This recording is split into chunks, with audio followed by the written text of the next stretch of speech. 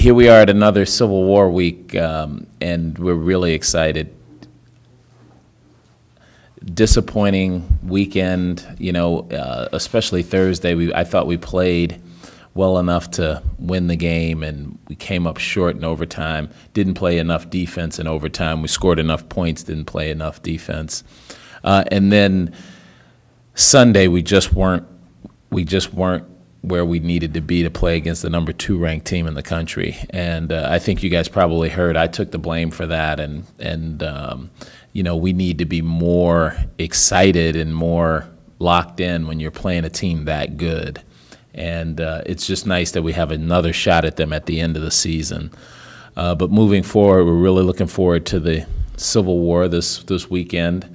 Another opportunity to sort of move up the standings, as I've said before, all of these games are winnable, even the ones on the road. But this is going to be a tough one.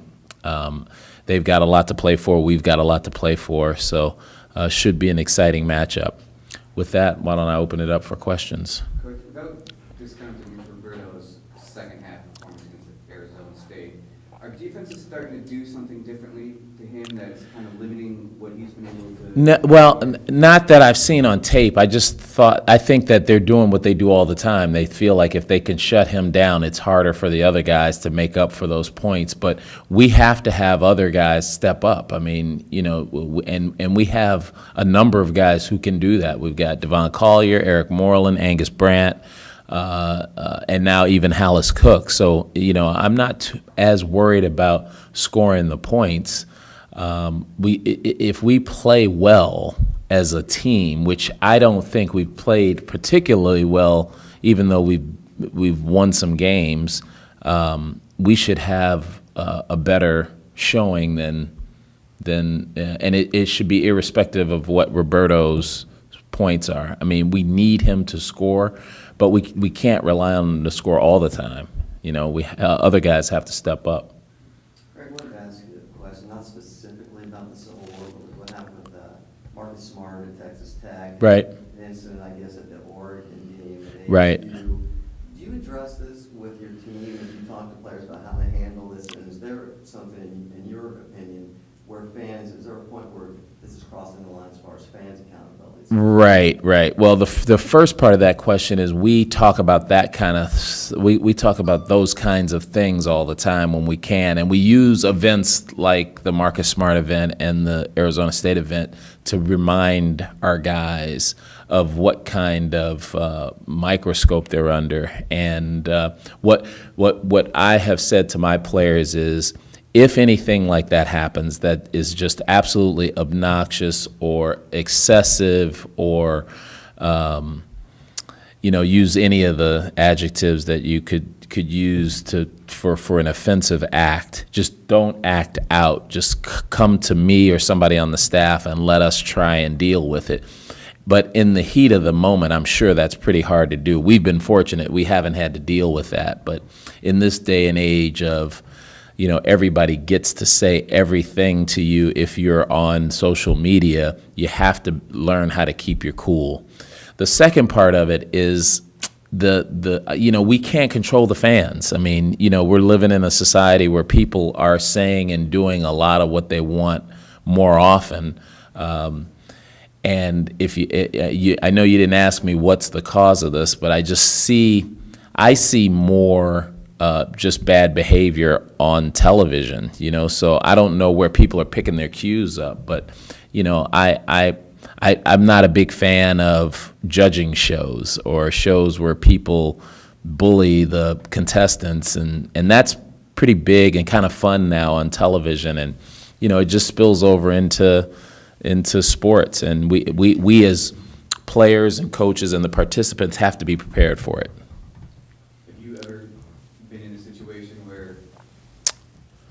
Either as a player or a coach, where somebody was getting on you pretty good that you had to control yourself? In the media or in the game or just in general? In a game, I'm sure that people have, but for me, when I'm at the game, in the game where we're playing, I'm so into what we're doing, I never hear what's going on. After the fact, one of my assistants or one of the managers or somebody will say, hey, did you hear that guy, what he was saying about such and such? And I will be like, I didn't hear him.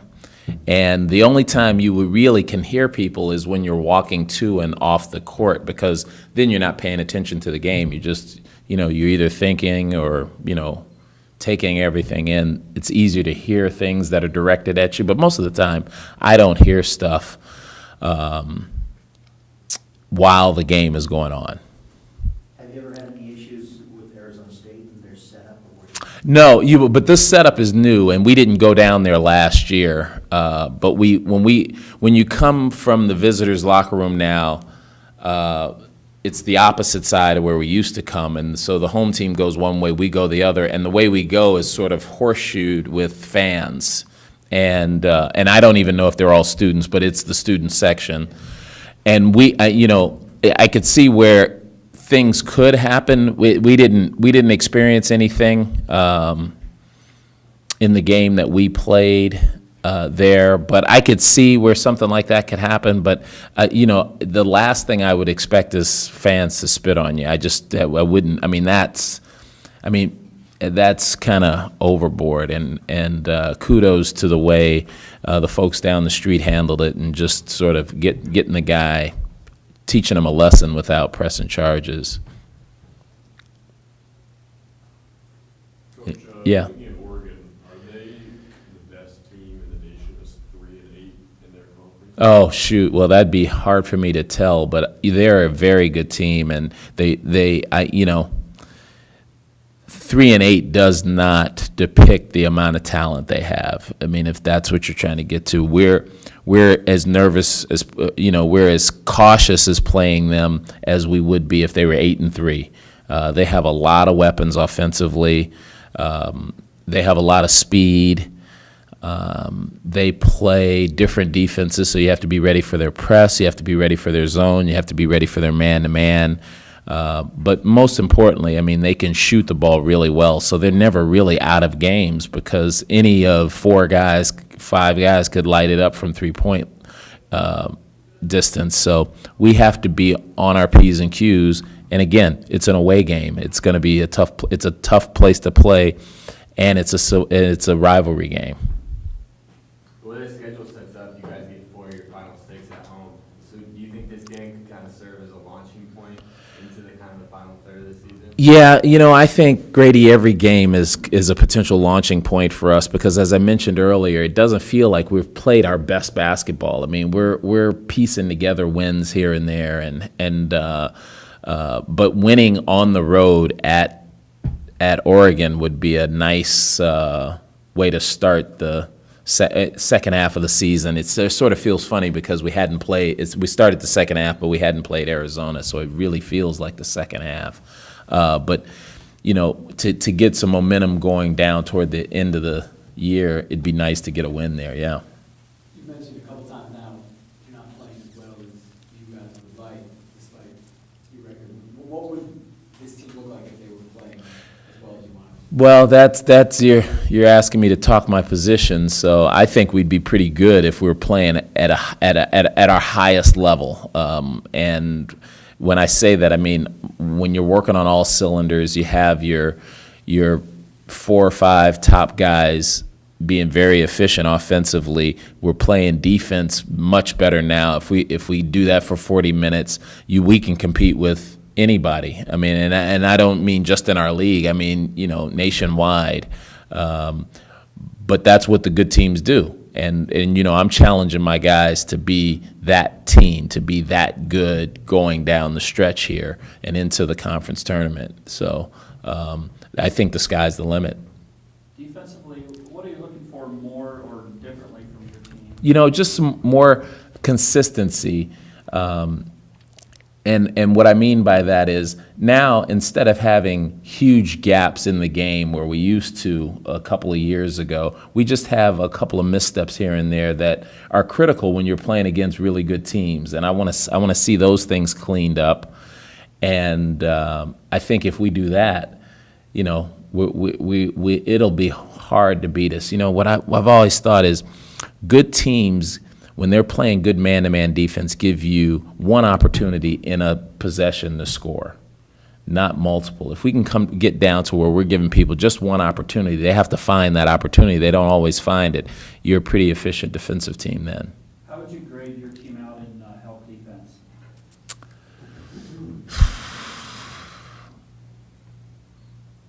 60% of the time, I'd give us a B. 40% of the time, I'd give us a C.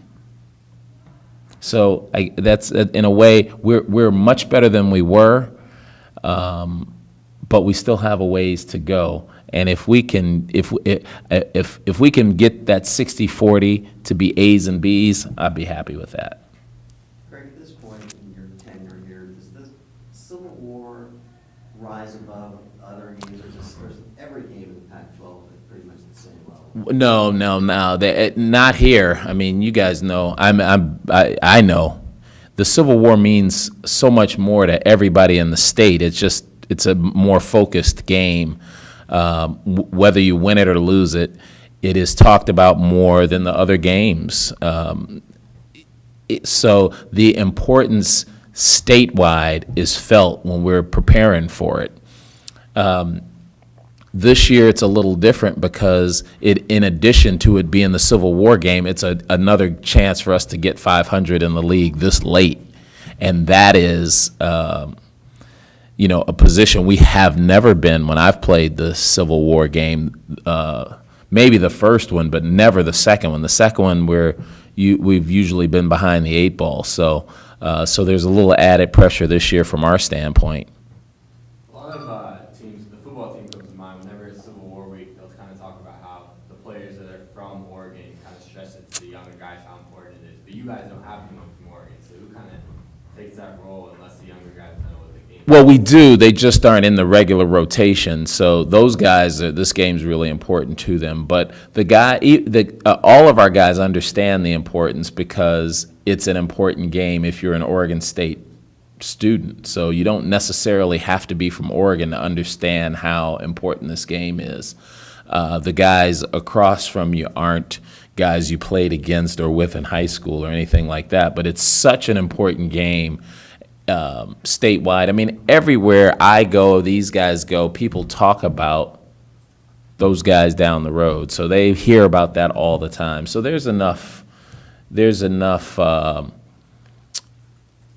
enough senior guys on this team to impart the importance of this game on the younger folks. And I thought they did a great job of that in our first meeting with them.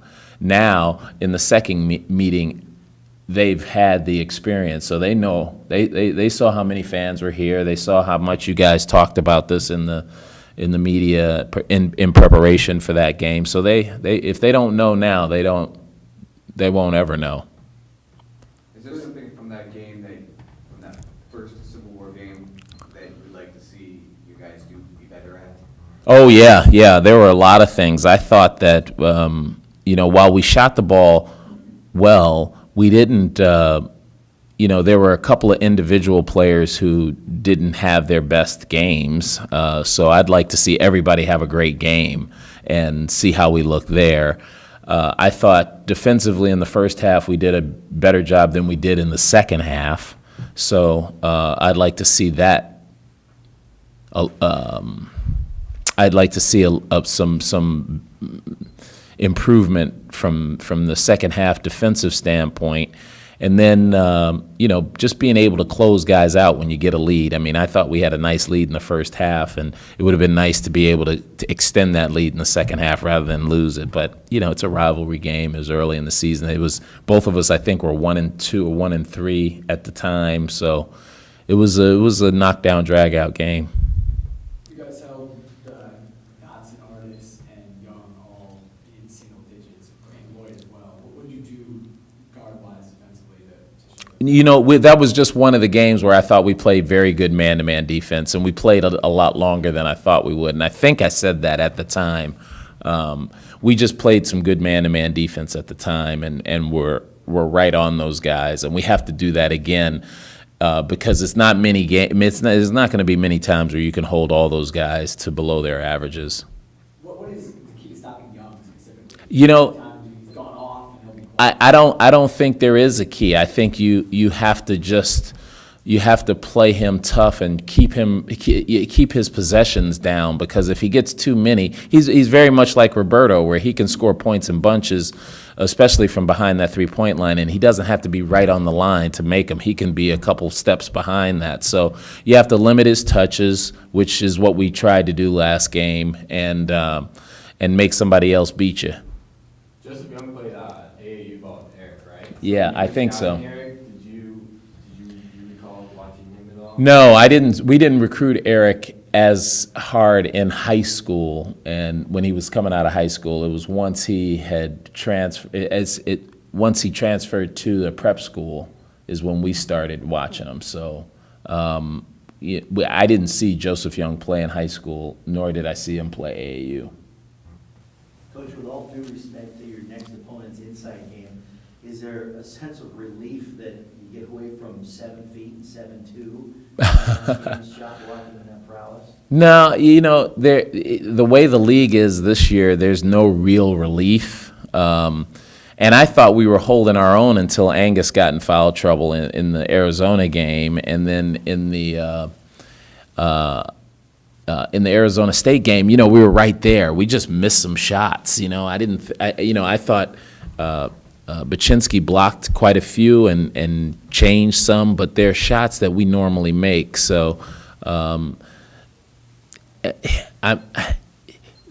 this season, every single game has been tough. I think what I'm more concerned about is somebody told me a stat that there's only been 8 away wins all season. Now, I haven't checked that, so you guys can check it to see if it's actual true data, but 8 or 9, let's say if it's 10, right? If it's 10 away win, that's not many out of all the games that are played. So that makes you nervous when you go on the road.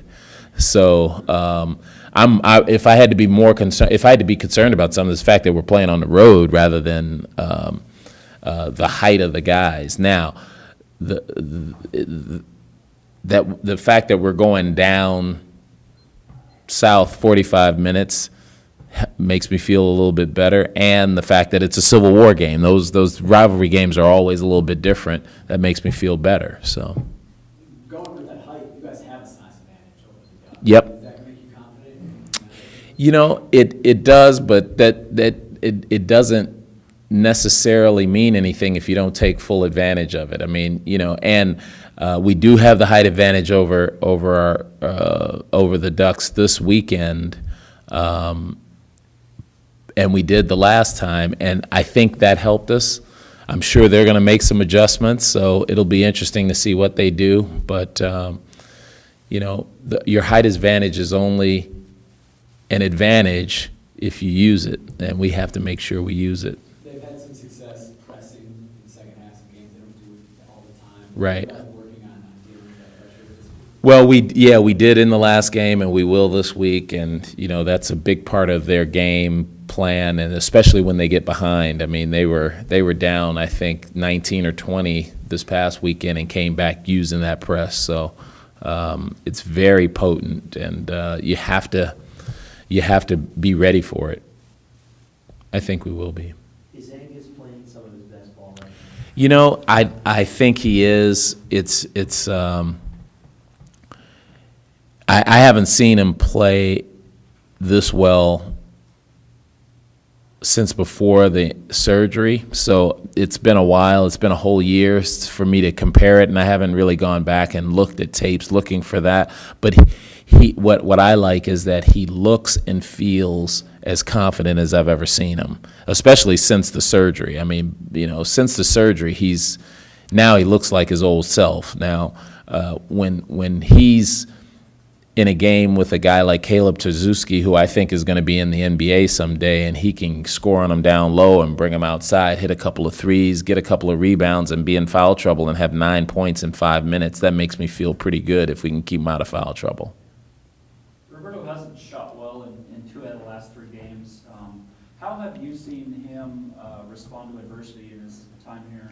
He's, I've said this many times about Roberto. He he would forego all of the personal accolades to win games, to win more games. So and that hasn't changed. I mean, he is a true team player, and so I know it's disappointing that he hasn't been able to help the team as much, but when you watch him play, he spent a lot of time in the first part of that Arizona game setting other guys up. And he's just going to have to do more of that. It's hard being the leading scorer in a conference. Everybody's going to try and shut you down. That's what we do. We try and shut the guys down who are at the top of the scoring charts because it gives you a better chance to win games. And fortunately for us, Roberto's got a lot of skill in doing other things that can help us win. He can rebound, he can assist, and more importantly, of late, he's been defending the other team's best guy and doing a pretty good job on it. I mean, Nick Johnson wasn't really the guy who killed us. And in the game before, he was guarding Marshall, and in the first half, he didn't have many. He got hot in the second half and really in the overtime. And then before that game, who did we play before Arizona State? UCLA, Jordan Adams. So he was guarding Jordan Adams, and he didn't hit a field goal. So there's a lot of ways. Has that really been a point of emphasis for him? I mean, is that something he spent a lot of the offseason working on? Well, you can't spend a lot of time in the offseason working on defense because you'd have to have, 9 other guys to work out with you. I think he has made it a point of emphasis for the last couple of years because he knew that was a weak spot for him. He wasn't our best defender, and and I think his focus was let me work harder on defense because my overall abilities will help me be a better defender. Do you think he embraces this opportunity when you match him up with guys? Yes, I do. I think his competitive nature comes out, and it helps him on defense when we put him against somebody who is considered one of the other team's bigger threats. Alice, I think he only lost maybe 2 games in high school. How do you see him responding to losses this season, especially maybe like this past weekend when you guys had 2 losses? I mean, how does he respond to those losses, and how does he take it? Yeah, well, I think, most of these players in high school have won way more games than they've lost. Otherwise, they wouldn't be good enough to play here, probably. And he's been like all the others. You sort of adjust to the fact that this is college. It's different. There's a lot of good players. And although these guys have played a lot of high school games, they've played even more AAU games. So it's not his first taste of losing. It's not like he's never lost a game. So he handles it very well. When we lose, he's in the gym even more the next day, trying to figure out what he did wrong. And he's watching tape with us. He's getting shots up. He's working hard in practice. That's what I like to see. Go back to the Arizona State game, in overtime with about 50 seconds left, you guys were down 6 and didn't foul, and they took some time off and hit a 3. In hindsight, did you regret not fouling earlier in that possession? Was that ever a thought? Yeah, well, let's go back to it. We were trying to foul. As a matter of fact, we were trying to not foul. The reason why we weren't fouling, we wanted to get the ball out of the guy's hand who it was in and foul someone else. But there's a lot of things that you could pick from that game. The not fouling with that time, didn't work out. I would have much rather have made a couple of more layups in regulation and won the game. So, I'm not nitpicking the guys on not fouling right away. And when you're away and the crowd's loud and you're trying to tell guys to foul, not everybody knows which guy to foul. So, that in hindsight, that doesn't bother me as much as some of the missed opportunities we had earlier in the game. That's the kind of stuff where when you're on the road, you want to win those plays so that you can win the game. There was one play that really sticks out. We 5 seconds left on the shot clock, we get them to take a bad shot, and then we don't get the rebound. That bugs me more than not fouling with like 6 seconds left. or 17 seconds left, or 50 seconds left, whatever it was. In the